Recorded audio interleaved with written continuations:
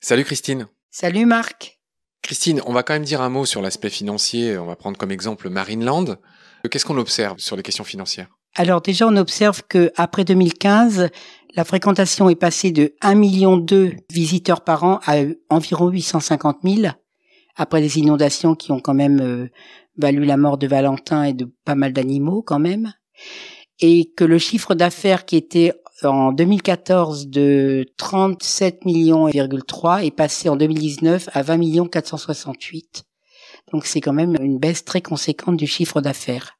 Je pense qu'il y a moins de fréquentation. T'en déduis quoi? Il y a moins de fréquentation et en 2019, il n'y avait pas encore le Covid, donc j'en déduis que les gens vont moins au Marineland qu'avant. Tant qu'on est dans les chiffres, tu voulais me dire un mot sur le nombre de morts, qui a inspiré d'ailleurs un film de Rouille et d'Os, avec Marion Cotillard. Oui. Alors, depuis que les delphinariums existent en France, c'est-à-dire depuis 70 où le Marineland a ouvert ses portes, on est quand même à 59 dauphins décédés, plus 2 bébés morts-nés, 8 orques décédés, 4 fausses couches d'orques aussi. Mais c'est normal qu'en 50 ans, il y ait des dauphins qui meurent quand même. 59, c'est beaucoup quand même. Parce que la population, elle est petite. Par exemple, si je te dis entre janvier 2015 et octobre 2017, il y a eu 10 décès de dauphins sur une trentaine d'individus, ça fait beaucoup quand même. C'est des individus en fin de vie ou... Non, c'est des individus très très jeunes. L'âge moyen de la mortalité est très très très courte. À Astérix, c'est dans les 6 ans, Planète Sauvage 8 ans, Marineland, ça doit être 14 ans pour les dauphins, 12 ans pour les orques. C'est des espérances de vie qui sont courtes. Qui sont dérisoires par rapport, oui. comme on l'a dit, alors effectivement, il suffit qu'il y ait une femelle qui meurt à 40 ans pour faire remonter l'âge moyen de la mortalité. Ouais. Mais en réalité, il y a quand même eu beaucoup de décès, et on parle pas des décès qu'il y a eu pendant les transports avant d'arriver ou lors des captures. Eh ben si, parle-en. C'est x6, c'est-à-dire que pour un individu qui arrive vivant, il faut en Mais capturer 6. À l'heure actuelle, il y a Attends, je voudrais juste que tu confirmes que ce que oui, je dis est vrai. Oui. C'est-à-dire que pour un individu qu'on voit vivant dans un delphinarium, il y en a 6 qui ont clamsé en route. En route ou pendant les captures à Taiji ou clamsé effectivement ou à l'arrivée. Il y a beaucoup de mortalité. Donc voilà. Mais par contre, ce qu'il faut savoir, c'est qu'en Europe, normalement, on n'a plus le droit de prendre des dauphins sauvages. C'est d'ailleurs, ça pose un problème de brassage génétique, puisque les dauphins se reproduisent un peu entre eux, donc ça peut faire des populations un peu incestueuses et un peu dégénérées, entre guillemets. Voilà. Mais il peut y avoir du blanchiment de dauphins, on le dit pas assez, c'est-à-dire qu'un dauphin capturé à Taiji, comme un dauphin ressemble à un autre dauphin, il peut très bien transiter par un aquarium du Japon, de Corée, voilà, arriver en Russie, dans un autre pays de l'Europe de l'Est, et finir dans un bassin européen. C'est rare, mais ça peut arriver. Est-ce que tu as d'autres éléments importants que tu voudrais nous révéler aujourd'hui? Non, voilà, c'était le nombre de morts quand même que je trouve important. Christine, on va dire un mot sur l'historique de ces spectacles. Situe-nous ça dans le temps, ça remonte à quand ces trucs? Alors les captures de premiers belugas, c'était en 1860 pour le Barnum's Aquarium de New York, à Manhattan. Avant, il n'y avait pas de dauphins, pas d'orques? Non. Et là, ils ont enfermé des belugas qui sont arrivés par train dans des bassins d'eau douce. Au bout de 2 jours, ils étaient morts, les belugas. Alors, tu disais que les belugas, ils étaient assez attractifs pour ce genre de parc parce qu'ils, contrairement à beaucoup d'autres cétacés, ils tournent la tête un peu. Ils tournent la tête, ils peuvent peindre, on leur met des pinceaux dans la bouche, dans la gueule pour peindre. On s'en sert vraiment de clown. Ils sont un peu clownesques. Ouais. Ils ont une bouille un peu clownesque aussi. Ils sont blancs. Les baleines blanches. Ouais, les baleines blanches. Donc en 68, ils ont fait venir de l'eau de mer quand ils ont vu qu'au bout de 2 jours les belugas étaient morts. Et en 68, il y a eu un incendie et l'eau des bassins s'est mise à bouillir. Donc les belugas sont morts de façon absolument atroce. C'était des conditions abominables qu'on peut même pas imaginer. Les dauphins, les premières captures ont eu lieu en 1938. Volontaire pour les spectacles. L'industrie s'est vraiment développée avec Flipper en 1963. Série télévisée. Voilà. États-Unienne. Flipper le dauphin, voilà. Et puis pour les orques, c'était à peu près en 1960 avec les plus grosses captures vraiment volontaires en 1970 qui ont d'ailleurs mis à mal les fameuses populations, ce qu'on appelle les résidentes du Sud en Colombie-Britannique, qui ne se sont jamais relevées de ces captures monumentales. Parce qu'en fait, il faut en massacrer beaucoup pour en prélever quelques-uns. C'est-à-dire qu'ils encerclent tout le monde. Il y a beaucoup de cétacés qui se noient pendant la capture. Il y a beaucoup de mamans qui essayent de sauver leurs petits, donc qui se noient aussi. Et puis après, pendant les transports, il y a peu de survivants. Et il y a eu énormément de captures qui ont mis à mal ces populations, qui, comme je l'ai expliqué, se reproduisent très peu. Comme tous les grands prédateurs d'ailleurs. Gestation très longue et un petit tous les 4-5 ans. D'autres aspects historiques en France, par exemple? En France, Marineland, c'était 70. Planète Sauvage, en 2007. Ils n'avaient pas eu l'autorisation en 98. Ils ont construit les bassins sans autorisation. Et il y a eu des procédures judiciaires. Ils ont fini par ouvrir en 2007. Et Astérix en 1989. Voilà. Donc ça, c'est l'histoire des 3 parcs. Et on a un parc aussi en mer, mais tout petit. C'est un tout petit bassin à Moorea, à Tahiti. Voilà. Qui existe encore? Oui, il y a plus que 2 dauphins, parce qu'il y en a un qui est mort il y a 2 ans, je crois. Là-bas, ils font de la nage avec les dauphins, ils tripotent les dauphins. Voilà. Et ils sont dans une eau très peu profonde, mais de l'eau de mer, mais en plein cagnard. Assez intéressant la question. La mission n'est pas tout à fait finie. Je voudrais renvoyer vers votre site. Tu m'as dit que vous allez bientôt le refaire, mais il est très riche, ce site. J'y ai trouvé beaucoup d'articles très intéressants. Il est riche, mais un peu fouillis, c'est pour ça qu'on va le refaire. Mais moi, je le trouve intéressant. Il y a notamment un article qui s'intitule « Pourquoi les orques ont l'aileron qui s'affaisse ?» Et ça, c'est typiquement ma came. J'ai appris beaucoup de choses en lisant cet article. Je voudrais qu'on en dise 2 mots parce que, pour le coup, c'est vraiment une des grandes questions que je me suis toujours posées. Pourquoi, effectivement, cette nageoire dorsale des orques est toute repliée? Là, on a l'impression d'une débandaison. C'est horrible en comparaison. Mais bref, pour avoir lu l'article, j'ai lu que, effectivement, ils nagent moins que leurs cousins sauvages. Déjà, ils n'ont pas la profondeur pour que l'aileron soit maintenu par la pression de l'eau. Ils nagent pas droit en bassin. En effet, ce que j'ai lu, c'est que pratiquement 100% des orques en captivité ont l'aileron qui tombe. Absolument. Contre 1% en moyenne à l'état sauvage. Ça arrive quand même parfois à Oui, l'état sauvage. oui. C'est assez rare, c'est assez bizarre. En Nouvelle-Zélande et dans d'autres endroits où il y a des populations d'orques sauvages, il y a des ailerons qui sont complètement repliés en U Oui. ou en N, je sais pas comment il faut dire. Alors on pense que ça... Enfin, en fait, on ne sait pas exactement Non. distinguer une raison parmi d'autres. Effectivement, il y a cette histoire de diète, si on s'intéresse aux sauvages versus captivité, il y a l'histoire de ce qu'ils mangent, des histoires de profondeur, de vitesse de nage. Effectivement, la pression de l'eau ne retient pas ces ailerons. Il faut savoir que la nageoire dorsale d'un orque peut faire jusqu'à 2 mètres. Oui. Elle est toute droite. C'est une des rares espèces où il y a un gros dimorphisme sexuel sur l'aileron. Ah oui. C'est-à-dire que l'aileron des femelles est falciforme, il est plus en forme de virgule, il est pas droit comme celui des mâles. Ah ben celui des mâles, il est droit, c'est impressionnant. Voilà, il est tout droit, et celui des femelles est un peu comme celui d'un dauphin, enfin je sais pas comment dire, en forme de virgule, il est beaucoup moins haut, il fait qu'un seul mètre à peu près. Pareil chez les globicéphales, bon c'est pas les mêmes hauteurs, mais bref, les raisons sont mal connues. Il faut savoir que dans cette nageoire, il n'y a pas d'os, il n'y a pas de muscle, c'est que du collagène. Donc c'est maintenu par l'eau en fait. Pression. C'est maintenu par la pression, l'eau, les mouvements de l'animal, et c'est pour ça que ça tombe. On ne sait pas aussi s'il n'y aurait pas un facteur de dépression aussi. Ah oui. De dépression psychologique. Je renvoie les auditeuristes vers cet article qui est excellent. Pour le coup, même toi je te renvoie, tu m'as dit que tu l'avais pas lu, tu seras pendu demain à l'aube. Je serai pendu. C'est pour dire qu'il n'y a pas que... Enfin voilà, il y a beaucoup de choses intéressantes sur votre site, dont cet article. J'en signale quelques-uns, je voudrais renvoyer les auditeuristes dessus. Vous évoquez le décès de Vera.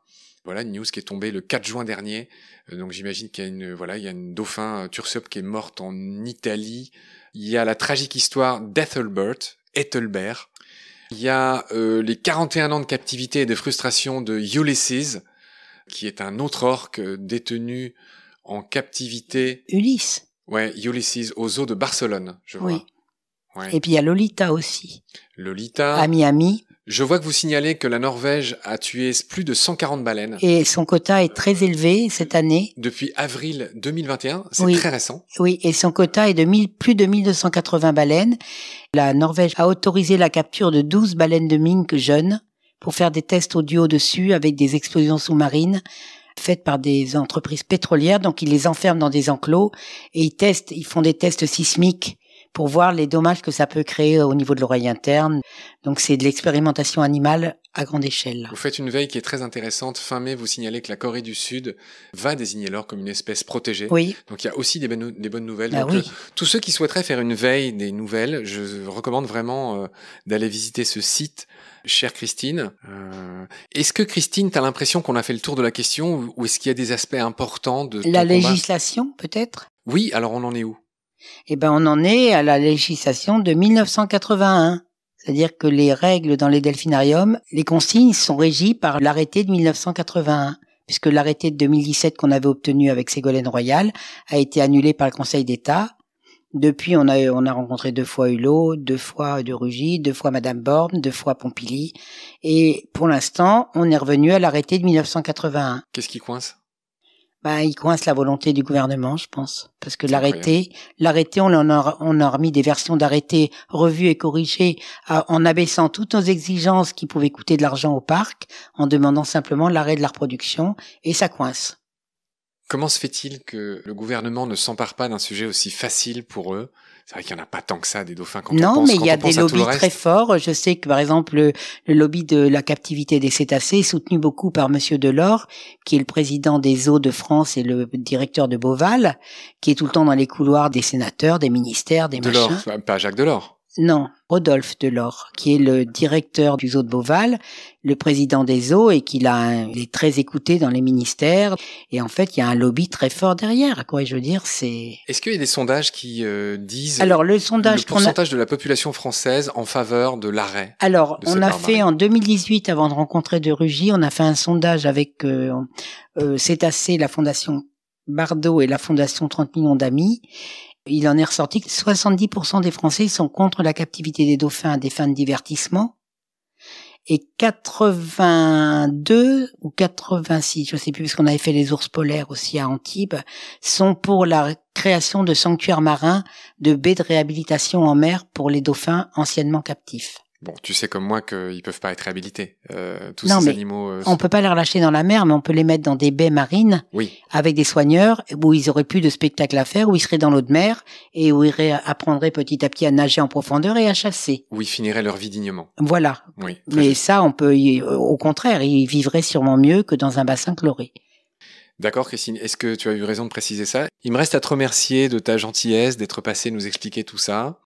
Merci à toi de m'avoir invité, de donner l'occasion de parler de cette cause qui me tient tellement à cœur. Elle est magnifique. Je suis évidemment avec vous. C'est bien normal. Et donc, reviens nous voir quand tu veux, quand il y aura une nouvelle évolution, quand il n'y aura plus du tout de cétacés en France.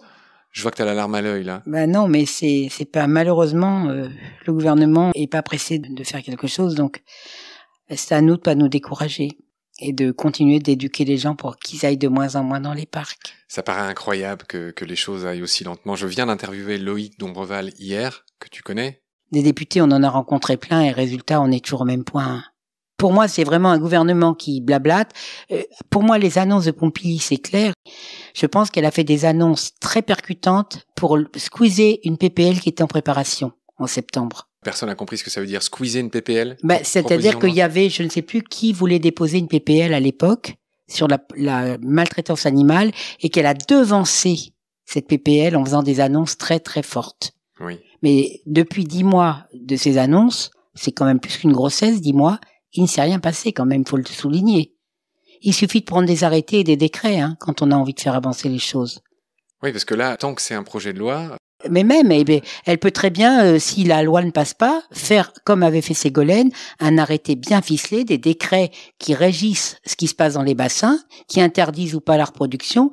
C'est pas compliqué, ils savent le faire pour des tas d'autres choses, des décrets, ils savent les faire, les arrêter, quand ça les arrange d'aller vite. Et depuis 10 mois, il ne s'est rien passé dans les textes. Alors là, par contre, ça, je peux bien le dire à l'antenne. J'ai pas de problème avec ça. Donc avec moi, tu t'es comporté de manière extrêmement timide, mais c'est pas toujours le cas. Je manque un peu de confiance. Mais par contre, quand je rencontre des politiques, députés ou des ministres ou autres, j'ai de l'humour et du culot. J'ai beaucoup d'assurance quand je défends cette cause-là. Beaucoup. C'est-à-dire, un exemple. Quand on a rencontré Borne... Elisabeth Borne. Rappelle-nous qui c'était. C'était la ministre avant Pompili. Quand j'ai lu le résumé, j'ai dit que on avait déjà rencontré 3 ministres et qu'on espérait qu'elle était la 4e et qu'elle serait la bonne ministre. Et du coup, tout le monde a ri, un petit peu souri, elle aussi. J'ai du culot dans ces cas-là pour les provoquer gentiment parce que j'ai pas d'agressivité, mais je sais là m'affirmer. Quand je suis sûre d'être dans mon bon droit j'y vais vraiment au culot. Quand je vais à un rendez-vous, en général, je suis tenace. Mais devant un micro comme ça, pas forcément toujours aussi à l'aise, quoi. Ma chère Christine, sur ces questions que tu te poses quant à l'efficacité des gens qui sont aux manettes et qui nous gouvernent, effectivement, je vais te laisser. Je te remercie beaucoup d'être passé. Non, j'ai l'impression de te frustrer. Là, t'as encore quelque chose à dire? Non, pas du tout. Je te remercie de m'avoir donné la parole. Bah, je t'en prie, c'est normal. Mais je voudrais vraiment pas te frustrer. Si t'as autre chose à dire, dis-le. Non, c'est bon. Bon. Je voudrais bien que le gouvernement s'empare des textes et nous sorte ça, parce que Il est clair qu'ils s'en foutent. ils s'en foutent, mais le problème, c'est que même s'ils sortent un texte, ils le sortent tard, les parcs vont dénoncer le texte au Conseil d'État et ça nous laisse pas beaucoup de temps avant la prochaine élection. Et c'est dommage parce que ce manque de courage pour 2-3 trucs aussi symboliques que les dauphins en captivité. Et on les avait les obtenus en corridas. plus. Ouais. C'est incroyable qu'ils souhaitent pas taper un petit coup On du est en poing, retard sur tout potelé sur la table. tous les domaines au niveau de la cause animale. Parce que quand tu penses, en fait, c'est malheureux à dire, moi j'aime autant les dauphins que toi, mais c'est rien. Ça concerne quelques individus. Et puis pas tellement d'emplois. Mais le Très peu problème, d'emplois. c'est tout le sauvage derrière. Oui. Parce qu'il y a absolument aucun mot, aucune phrase Rien. sur tout le reste du vivant des animaux Mais sauvages. non, ne il y a serait-ce toujours le qu'en déterrage au blaireau, il y a toujours Voilà. la chasse à courre. Je veux dire, on est archaïque. On parle juste d'un symbole. C'est juste symbolique. Il y a quelques dauphins, quelques orques en France. Et il n'y a pas tant d'emplois que ça, parce qu'on pourrait les reconvertir. Parce que Planète Sauvage, c'est un zoo, hein.